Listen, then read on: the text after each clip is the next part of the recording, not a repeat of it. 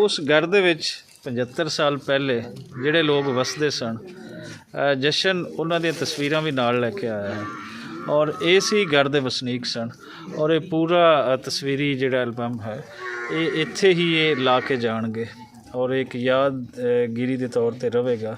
ਉਸ ਵੇਲੇ ਦੀਆਂ ਤਸਵੀਰਾਂ ਇਸ ਘਰ ਦੀਆਂ ਜਿਤਨੀਆਂ ਬਣੀਆਂ ਹੋਈਆਂ ਹਨ ਉਸੇ ਘਰ ਦੇ ਵਿੱਚ ਦੁਬਾਰਾ ਤੋਂ ਅੱਜ ਆ ਕੇ ਲਾਈਆਂ ਜਾ ਰਹੀਆਂ ਹਨ। ਸੋ 75 ਸਾਲ ਦੇ ਸਫ਼ਰ ਤੋਂ ਬਾਅਦ ਇੱਕ ਦਫਾ ਫਿਰ ਉਹਨਾਂ ਦਾ ਪੋਤਰਾ ਹਰਦੇਵ ਸਿੰਘ ਬਾਜਵਾ ਹੋਰਾਂ ਦਾ ਉਹ ਇੱਥੇ ਆਇਆ ਹੈ ਔਰ ਉਸ ਵੇਲੇ ਇਹਨਾਂ ਦੀ ਦਾਦੀ ਦੇ, ਇਹਨਾਂ ਦੀ ਬੂਆ ਦੀਆਂ ਔਰ ਇਹਨਾਂ ਦੇ ਜਿਹੜਾ ਇੱਕ ਕੁੱਤਾ ਵੀ ਸੀ ਉਹਦੀ ਵੀ ਇੱਕ ਤਸਵੀਰ ਉਸ ਵੇਲੇ ਦੀ ਆਉਂਦੀ ਹੈ ਔਰ ਇਹਨਾਂ ਦੇ ਪੜਦਾਦੇ ਦੀ ਤਸਵੀਰ ਵੀ ਇਸ ਦੇ ਵਿੱਚ ਹੈ।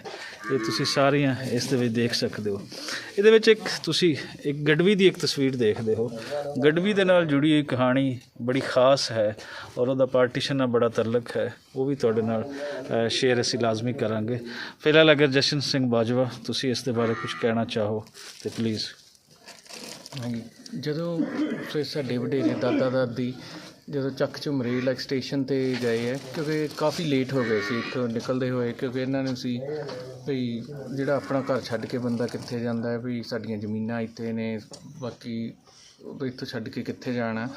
ਅਤੇ ਕਾਫੀ ਇਹਨਾਂ ਜਿਸ ਤਰ੍ਹਾਂ ਨਾ ਸਤੰਬਰ ਦੇ ਐਂਡ ਤੱਕ ਇੱਥੇ ਹੀ ਰਹੇ। ਫਿਰ ਇੱਕ ਦੌਰ ਐਸਾ ਆ ਗਿਆ ਕਿ ਜਦੋਂ ਹਰ ਕਿਸੇ ਨੂੰ ਲੈ ਕੇ ਜਾਣਾ ਹੀ ਪੈਣਾ ਸੀ ਅਤੇ ਜਿਹੜੇ ਮੇਰੇ ਦਾਦਾ ਦੇ ਕਜ਼ਨ ਪ੍ਰੀਤਮ ਸਿੰਘ ਬਾਜਵਾ ਨੇ ਅਤੇ ਉਹਨਾਂ ਦੇ ਵਾਈਫ ਆਏ ਅਤੇ ਉਹਨਾਂ ਨੇ ਮੇਰੀ ਦਾਦੀ ਨੂੰ ਕਿਹਾ ਕਿ ਹੁਣ ਜਿਹੜਾ ਮਾਹੌਲ ਜਿਹੜਾ ਹੈ ਥੋੜ੍ਹਾ ਖ਼ਰਾਬ ਹੋ ਰਿਹਾ ਹੈ ਅਤੇ ਹੁਣ ਆਪਾਂ ਨੂੰ ਇੱਥੋਂ ਜਿਹੜਾ ਹੈ ਨਿਕਲਣਾ ਹੀ ਪਵੇਗਾ।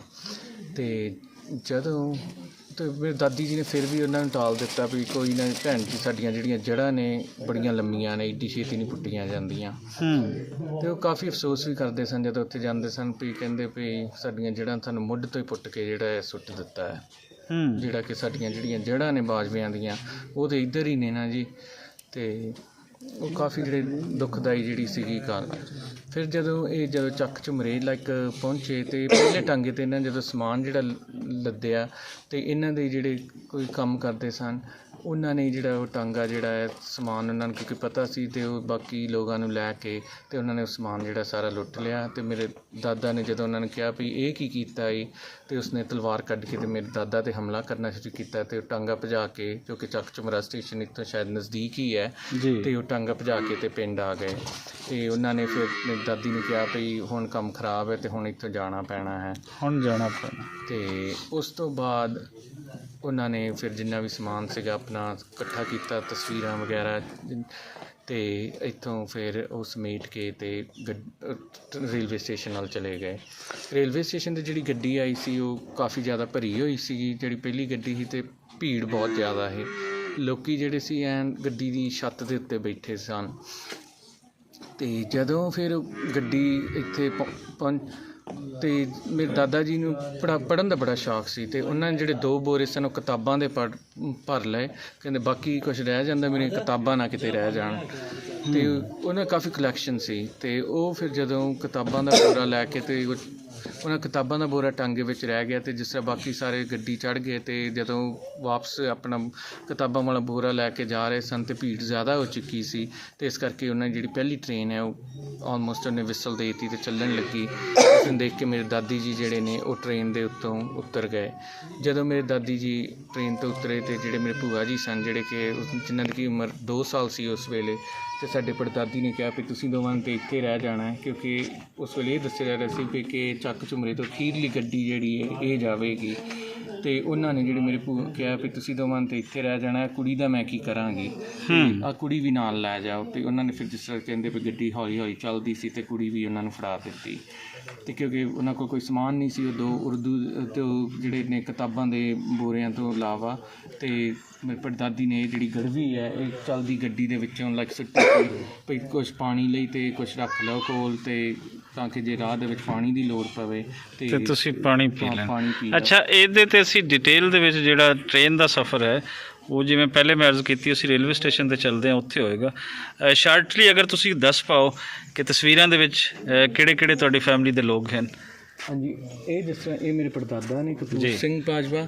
ਠੀਕ ਇਹ ਹੈ। ਜ਼ਿਆਦਾਤਰ ਇਹਨਾਂ ਨੇ ਗਵਰਨਮੈਂਟ ਕਾਲਜ ਲਾਹੌਰ ਤੋਂ ਇਹ ਪੜ੍ਹੇ ਸੀ ਤੇ ਉਸ ਤੋਂ ਬਾਅਦ ਇਹ ਇੰਗਲੈਂਡ ਚਲੇ ਗਏ ਜਿੱਥੋਂ ਇਹਨਾਂ ਨੇ PhD ਕੀਤੀ ਠੀਕ ਤੇ ਇਹਨਾਂ ਨੇ ਕੈਨਾਲ ਕਾਲੋਨੀਜ਼ ਤੇ ਥੀਸਿਸ ਵੀ ਲਿਖਿਆ ਸੀ ਤੇ ਉਸ ਤੋਂ ਬਾਅਦ ਇਹ ਬੈਰਿਸਟਰ ਬਣ ਗਏ ਤੇ ਫਿਰ ਫਾਈਨਲੀ ਲਾਈਕ ਅਫਰੀਕਾ ਦੇ ਵਿੱਚ ਚਲੇ ਗਏ ਤੇ ਇਹ ਅਫਰੀਕਾ ਦੇ ਵਿੱਚ ਆਲਮੋਸਟ ਲਾਈਕ 1940-42 ਚ ਇਹਨਾਂ ਦੀ ਜਿਹੜੀ ਹੈ ਡੈਥ ਹੋ ਗਈ। ਤੇ ਤੁਹਾਡੇ ਦਾਦਾ ਜੀ ਦੀ ਇਹਦੇ ਚ ਕਿਹੜੀ ਪਿਕਚਰ? ਇਹ ਮੇਰੇ ਦਾਦਾ ਜੀ ਨੇ ਹਰਦੇਵ ਸਿੰਘ ਬਾਜਵਾ।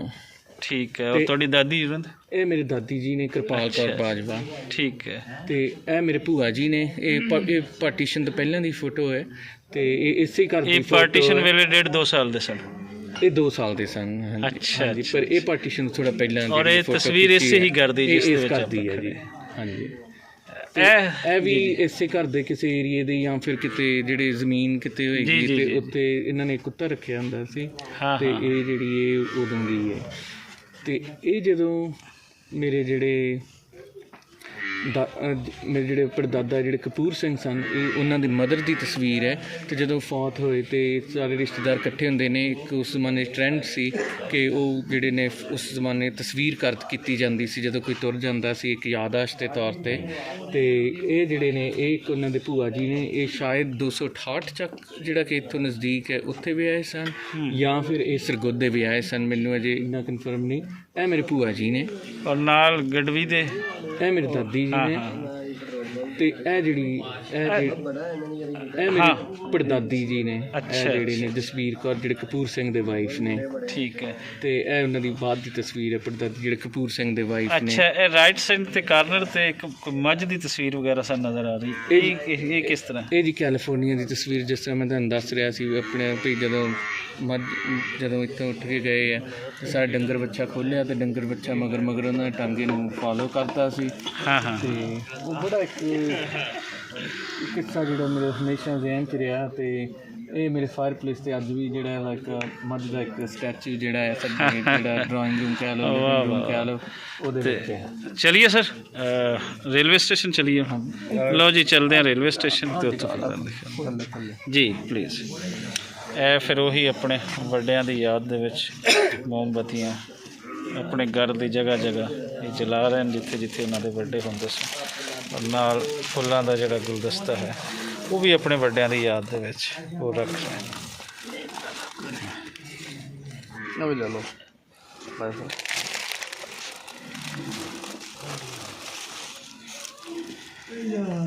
ਨਾ ਵੀ ਇੱਥੋਂ ਲੱਕੜੀ ਦਾ ਪੀਸ ਇੱਕ ਵਾਰੀ ਜਿਹੜੇ ਗਿਫਟ ਕਰ ਦਿੰਦਾ। Thank you. ਇਹ ਕੀ ਹੈ ਜੀ? ਇਹਨਾਂ ਦੇ ਕੀ ਮਿਲਿਆ ਇਹਨਾਂ ਨੂੰ? ਇਹ ਲੱਕੜੀ ਹੈ ਜੀ, ਇਹਨਾਂ ਦੇ ਵੱਡਿਆਂ ਨੇ ਜਿਹੜੀ ਲਾਈ ਸੀ ਉਹੀ ਲੱਕੜੀ ਘਰ ਦੇ ਜੀਆਂ ਨੇ ਜਿਹੜੀ ਹੈ ਇੱਥੋਂ ਦੇ ਜਿਹੜੇ ਹੋਣ ਉਹਨਾਂ ਨੇ ਇਹਨਾਂ ਨੂੰ ਗਿਫਟ ਕੀਤੀ। ਸੋ ਕੈਸਾ ਗਿਫਟ ਹੈ ਜੀ? ਚਲੋ ਲੈ ਕੇ ਜਾਓ ਇਹਨੂੰ ਨਾਲ, ਕੈਲੀਫੋਰਨੀਆ ਅਮਰੀਕਾ ਲੈ ਕੇ ਜਾਓ। ਹੁਣ ਵਾਲਾ ਇਸ ਘਰ ਜਿਹਾ ਲੱਗੋ।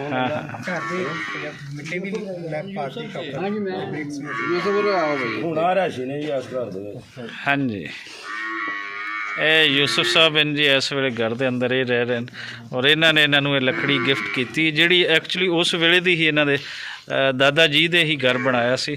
ਉਸ ਘਰ ਦੇ ਕਿਸੇ ਦਰਵਾਜ਼ੇ ਦਾ, ਕੋਈ ਕਿਸੇ ਖਿੜਕੀ ਦਾ, ਅਲਮਾਰੀ ਦਾ ਇਹ ਹਿੱਸਾ ਹੈ।